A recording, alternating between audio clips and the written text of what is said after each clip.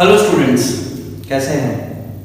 मैं निमेश शंकर आज आपके सामने फिर वापस हूँ, फिर हाजिर हुआ हूँ लेक्चर 2 के साथ। लेक्चर 2 तो होते रहेगा और बताइए कैसे हैं। आई गेस आज कोरोना वायरस को देखते हुए लॉकडाउन पीरियड को फिर गवर्नमेंट ने लॉकडाउन पीरियड को थोड़ा एक्सटेंड किया है। एक्सटेंड तो किया ही है, साथ में it is a golden opportunity for you students and for me to share knowledge and to gain knowledge.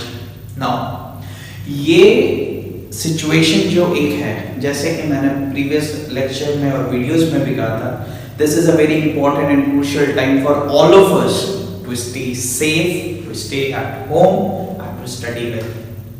सो जैसे मैंने प्रीवियस वीडियोस बनाई थी, that was focused towards introduction of macroeconomics and that was the part of chapter 1। आज अगर आप देखेंगे, आज हमने फिर चैप्टर 1 ही लिखा है, बट टॉपिक का नाम तो हमने चेंज कर दिया।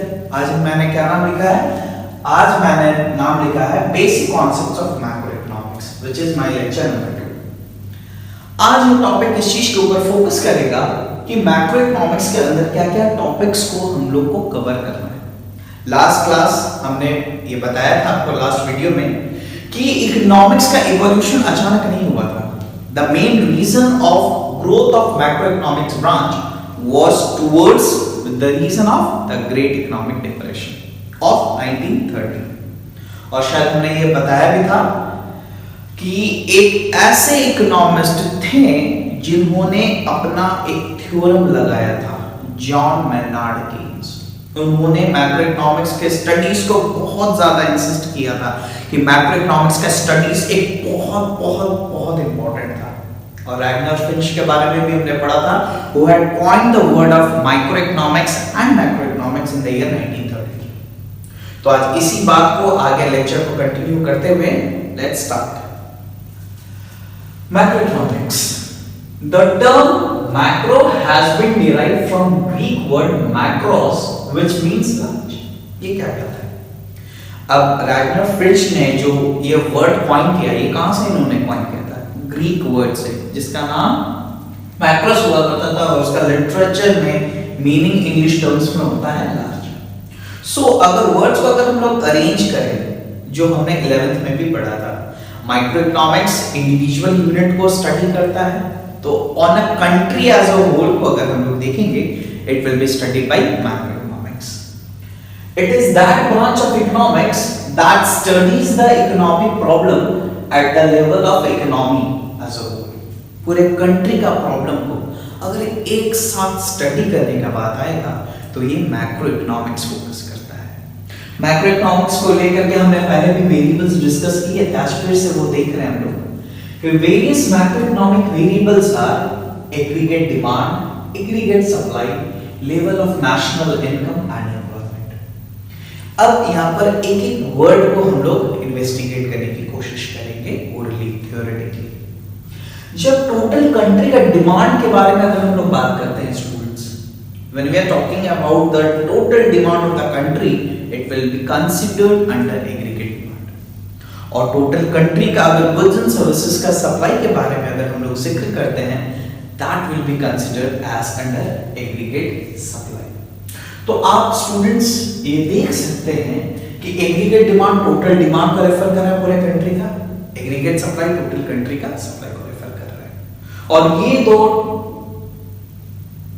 मैक्रो इकोनॉमिक्स के जो वेरिएबल है, इसके ऊपर हम लोग एक चैप्टर भी पढ़ना है, problem of aggregate demand and aggregate supply. उसके बाद हमारा टॉपिक है level of national income and employment, कि ये भी एक हमारे मैक्रो इकोनॉमिक वेरिएबल का एक बहुत इंपॉर्टेंट पॉइंट है, जिसमें ये देखा जाता है कि मैक्रो इकोनॉमिक्स में नेशनल इनकम का क्या इंपॉर्टेंस है और एम्प्लॉयमेंट स्टेटस किस तरीके से होना चाहिए इकोनॉमी में।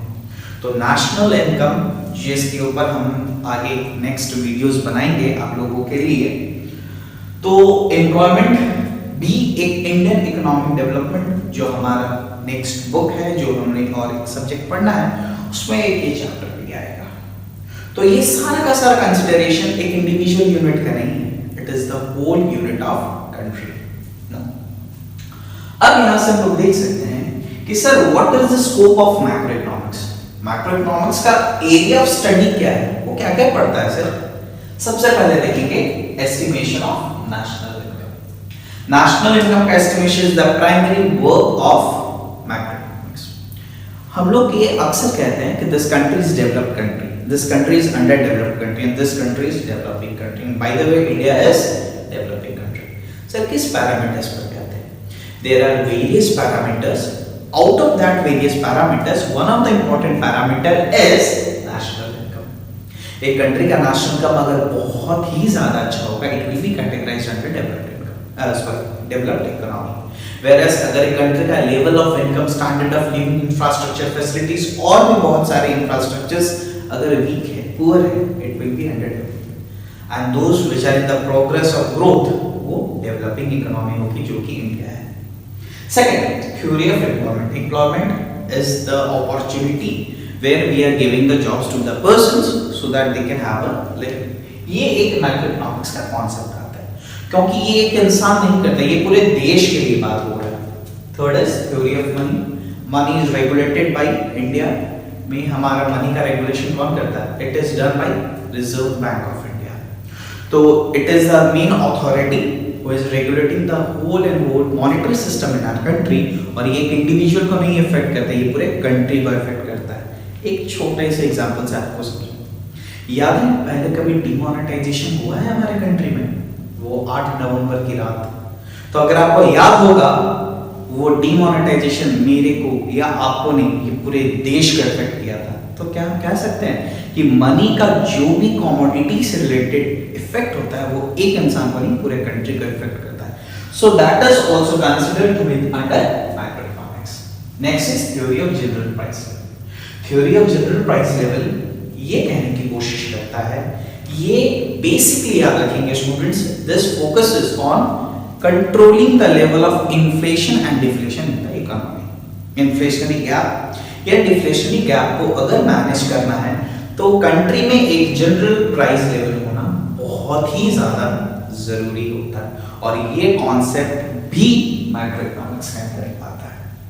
Next is operation of government budget. Her government कुछ ना कुछ अपना बजट प्रिपेयर जरूर करता है, तो उस गवर्नमेंट बजट का ऑपरेशन स्मूथली हो रहा है कि नहीं हो रहा है, गवर्नमेंट ने बजट अच्छे से पास किया है कि नहीं किया है, प्रिपेयर किया है कि नहीं किया है, that is also affecting the whole country. इसलिए आप देख सकते हैं कि गवर्नमेंट बजट भी इसके स्कोप के अंदर आता है। Next is balance of payment.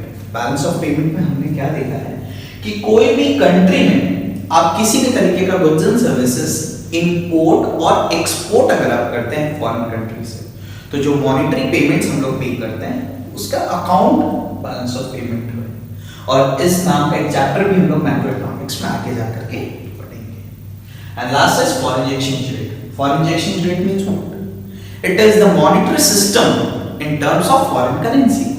जब भी हम लोग फॉरेन कंट्री से गुड्स इंपोर्ट या एक्सपोर्ट करते हैं, either we receive the payment in foreign currency and we used to make the payment in terms of foreign currency। तो उस रेट ऑफ एक्सचेंज को लेकर के अगर स्टडी स्कोप देखा जाएगा, वो एक कंट्री को नहीं इफेक्ट करता है, सबको इफेक्ट करता है।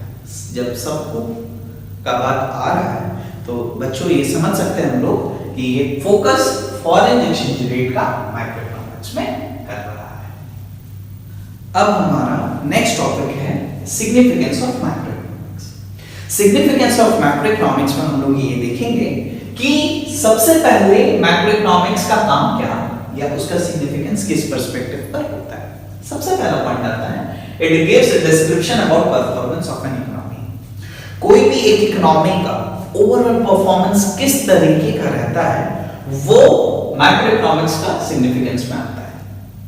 अगर एक कंट्री की इकोनॉमिक परफॉर्मेंस थोड़ा वीक है, थोड़ा कमजोर है, क्या रीजंस हो सकता है? There can be various reasons. तो उस रीजंस को अंडरस्टैंड करना, उस रीजंस को समझने के लिए मैक्रो इकोनॉमिक्स को देखा जाता है। Next point number 2, helps in maintaining the economic stability. ये इकोनॉमिक स्टेबिलिटी क्या है? सर स्थिरता, कि कंट्री का इकोनॉमिक परफॉर्मेंस अच्छे से हो रहा है कि नहीं हो रहा है। अभी कोविड-19 सिचुएशन जो पूरे वर्ल्ड में है, कहीं ना कहीं ये हम और आप सबको ही कह सकते हैं कि ये इकोनॉमिक इनस्टेबिलिटी पूरे वर्ल्ड में क्रिएट कर दिया है। पूरे वर्ल्ड का इकोनॉमिक एक्टिविटीज चरमरा गया है, एकदम बर्बाद हो गया है। तो जितने भी मैक्रो इकोनॉमिक्स स्कूल से रिलेटेड जितने भी इकोनॉमिस्ट हैं उनके ऊपर सबसे बड़ा चैलेंज अब यही है कि किस तरीके से कंट्री में इकोनॉमिक स्टेबिलिटी लाई जाए, not in India but to each and every countries of the world. Next, guides and framing the policies. अब जिस तरीके से हमारे कंट्री में नई नई प्लान्स आते हैं, पॉलिसीज उसी हिसाब से फ्रेम की जाती है।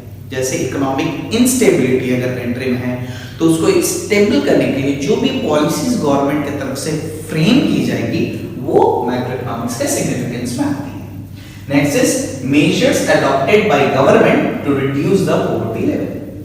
पॉवर्टी हमारे कंट्री का एक सबसे बड़ा एक बर्निंग इशू है, चैलेंज है, या कह सकते it is a very worst disease. सबसे बर्बाद अगर बीमारी अगर किसी एक शख्स को हो सकता है वो गरीबी है, क्योंकि गरीबी में कोई नहीं रहना चाहता बट मजबूरी में एक इंसान रहता है। आज एक कंट्री में मैक्रो इकोनॉमिक्स का एक सबसे बड़ा चैलेंजिंग, खास करके एक डेवलपिंग इकोनॉमी जो कि इंडिया है, उसके लिए पॉवर्टी बहुत बड़ा चैलेंज है। तो ये मेजर्स अडॉप्ट करने बहुत जरूरी होते हैं, वेयर वी हैव टू सी कि क्या क्या स्टेप्स हम लोग ऐसा ले सकते हैं that says about to reduce the level of poverty in the country. Next is analyzing the BOP. अभी हमने पढ़ा था बैलेंस ऑफ पेमेंट क्या होता है, तो उसके स्टेटस को एनालाइज करना है कि कंट्री का BOP फेवरेबल है कि अनफेवरेबल है। ध्यान से देखेंगे बच्चों, अगर एक कंट्री का फेवरेबल है या अनफेवरेबल है,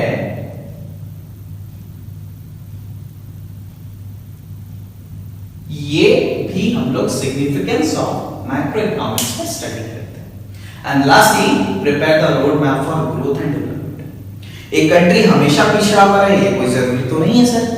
हमेशा वक्त बदलते बदलते बदलते कंट्री का ग्रोथ और डेवलपमेंट होना बहुत ही ज्यादा जरूरी है, तो ये भी सिग्निफिकेंस ऑफ मैक्रो इकोनॉमिक्स में आता है।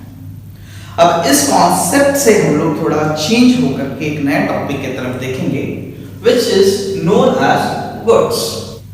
आइए अब हम लोग देखते हैं गुड्स क्या होता है। Physical existence of any product in simple terms is known as goods. कोई भी प्रोडक्ट का एक फिजिकल एग्जिस्टेंस होता है या मॉनेटरी एग्जिस्टेंस भी अगर हम लोग कह सकते हैं, अगर कोई एक प्रोडक्ट का होता है तो उसको हम लोग गुड्स कहते हैं। इकोनॉमिक्स के पर्सपेक्टिव पर, इकोनॉमिक्स के नजरिए से गुड्स को 4 कैटेगरीज में डिवाइड किया गया है। सबसे पहला गुड्स के बारे में हम जिक्र करेंगे which is known as final goods. These are those goods which have crossed the boundary line of production and are available for final consumption. ध्यान से देखेंगे स्टूडेंट्स, क्या कहा हमने कि एक वैसा गुड्स होता है जो प्रोडक्शन का जो दायरा है वो उसने समाप्त कर लिया है और वो फाइनली कंज्यूम होने के लिए रेडी हो चुका है। इसी का विपरीत, इसी का ऑपोजिट इंटरमीडिएट गुड्स होता है। These are those goods which are lying under the boundary line of production and some value additions are required to be made in it. आप देख रहे होंगे कि डेफिनेशंस ये बोर्ड पर जो हमने प्रेजेंट किया है, इसको लिखते वक्त हमने कहीं कहीं किसी जगह पर मार्कर चेंज किया है।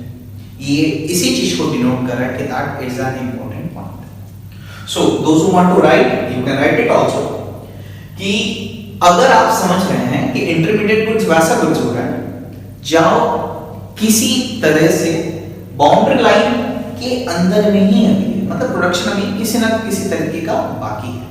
क्यों बाकी है? क्योंकि उसमें किसी ना किसी तरीके का भी वैल्यू एडिशन स्टिल करना और उसमें करना है। अब इस चीज को, दोनों पॉइंट्स को डेफिनेशन वाइज तो चलो ठीक है, बट अब इसको हम लोग एक पॉइंट को एग्जांपल के टर्म्स में समझते हैं। ध्यान देंगे, अगर थ्रेड, जिसे हम लोग कहते हैं धागा, अगर एक धागा हमारे घर पर है, घर पर क्यों है सर? सिंपल सा पॉइंट है कि कपड़े सिलने के लिए घर पर मम्मी लोग कभी कभी धागा रखती है। अगर गलती से अगर कोई शर्ट फट गया, कोई कपड़ा फट गया, तो उसको सिलने के लिए to stitch that we used to keep threads in our home. तो ध्यान से समझना, वो थ्रेड जो है हमारे घर पर अगर वो है, it is a fine goods.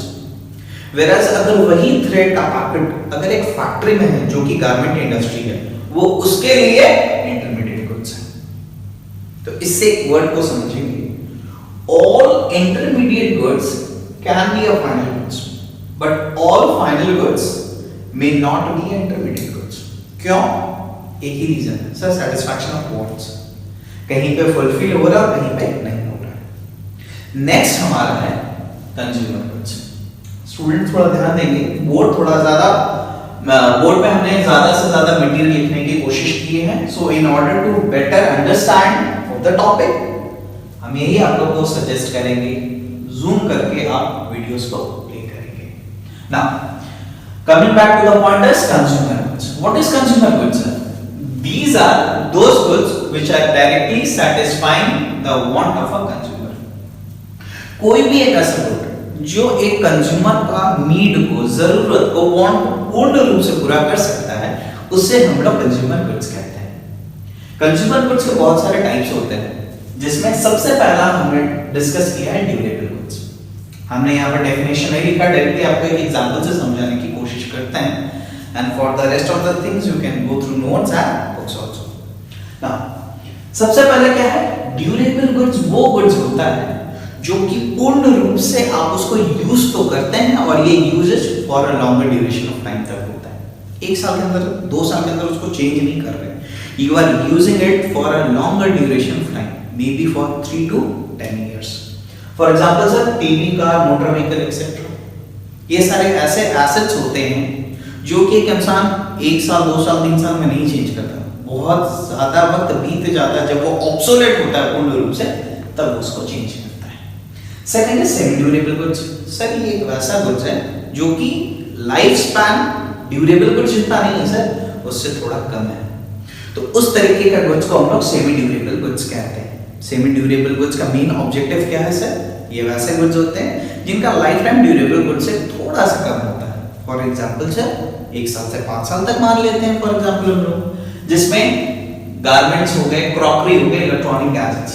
हम लोग जो फोन यूज करते हैं, फोन यूज जो करते हैं, तो ऑब्वियसली जिनको फोन का शौक है, they have a tendency of changing that phone frequently. Next, non durable goods.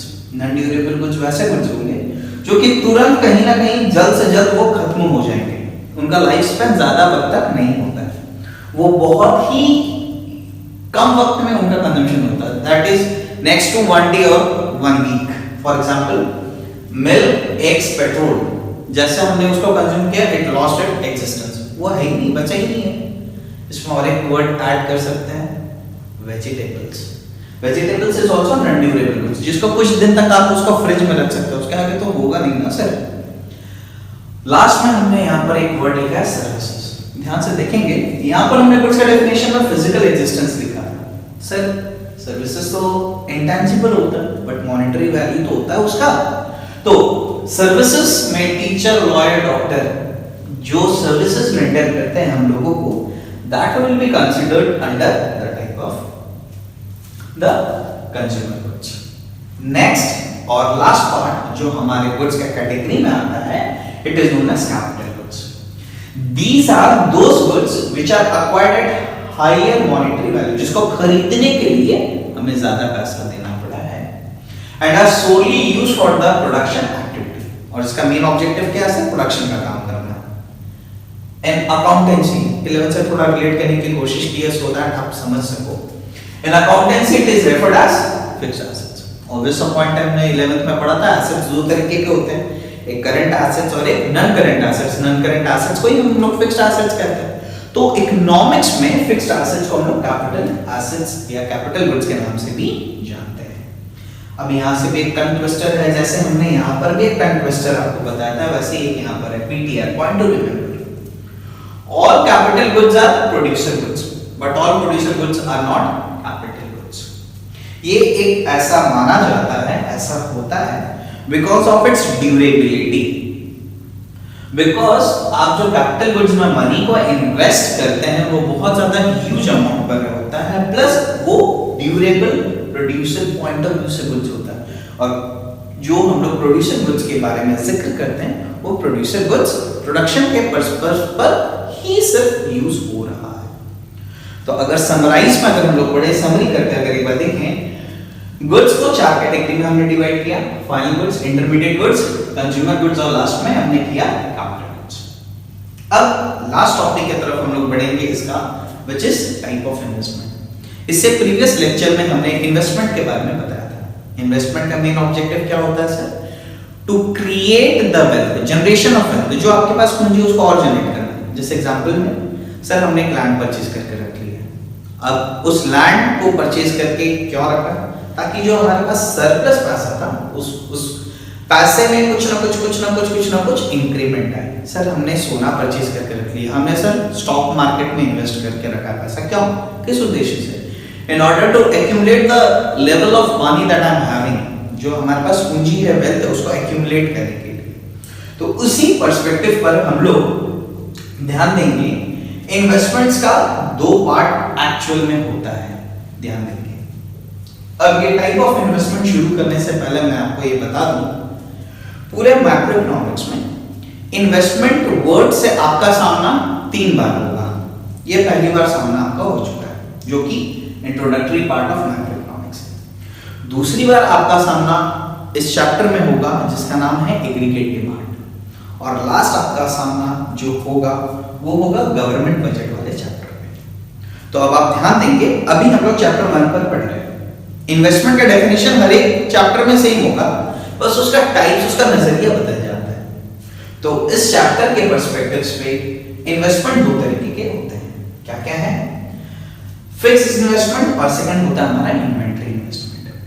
The amount of money which is invested in acquiring and maintaining the fixed assets during a period of accounting year. एक producing enterprise, एक business enterprise है जो fixed assets को manage करने के लिए जो पैसा वो बंदा इन्वेस्ट कर रहा है और मेंटेन करने के लिए, ओपनिंग स्टॉक, क्लोजिंग स्टॉक, सारा एडजस्टमेंट्स करने के बाद जो उसके पास बचता है उसको हम लोग फिक्स्ड इन्वेस्टमेंट कहेंगे।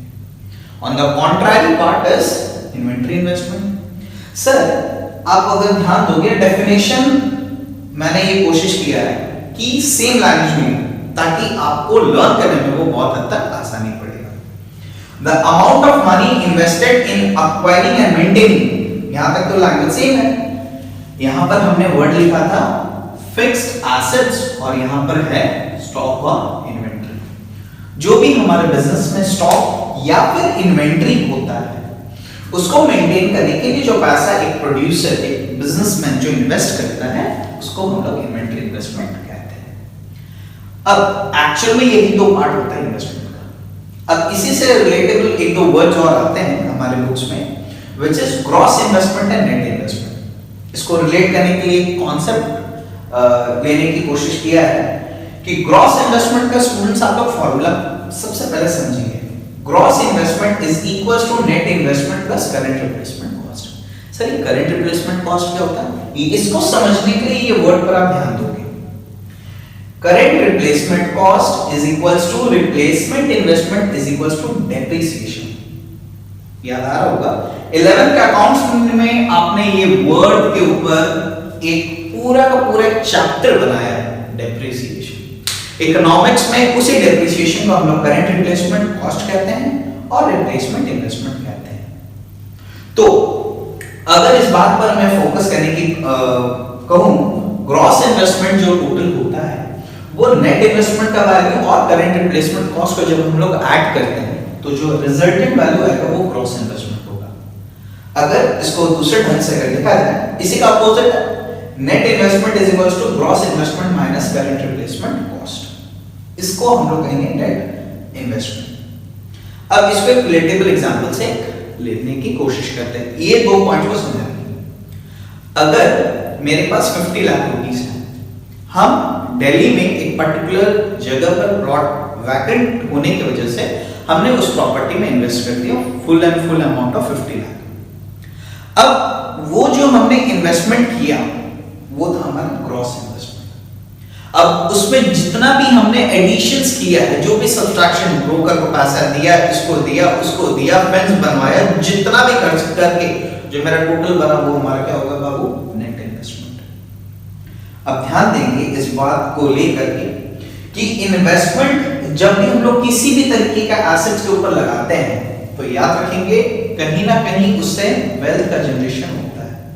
और प्रैक्टिकल लाइफ में देखेंगे depreciation is charge on all type of capital goods except land and building. और हमने अभी जो एग्जांपल दिया था वो किसका था? लैंड एंड बिल्डिंग का ही था। तो कहीं ना कहीं मैं तो कहूंगा उस पर डेप्रिसिएशन तो चार्ज नहीं होता, लेकिन जितने भी एसेट्स होंगे उसके ऊपर डेप्रिसिएशन जनरल केसेस में चार्ज होते हैं। तो अगर कोई आपसे पूछे कि sir what is gross investment, तो ग्रॉस इन्वेस्टमेंट क्या होगा? Net investment plus current replacement cost is equals to gross investment. और नेट इन्वेस्टमेंट आपका क्या होगा sir? Gross investment minus current replacement cost को हम लोग कहेंगे नेट इन्वेस्टमेंट। तो ये वर्ड भी आप सबको समझ में आ रहा होगा। करंट रिप्लेसमेंट कॉस्ट को हम लोग एग्जाम में रिप्लेसमेंट इन्वेस्टमेंट भी कहते हैं और डेप्रिसिएशन भी कहते हैं।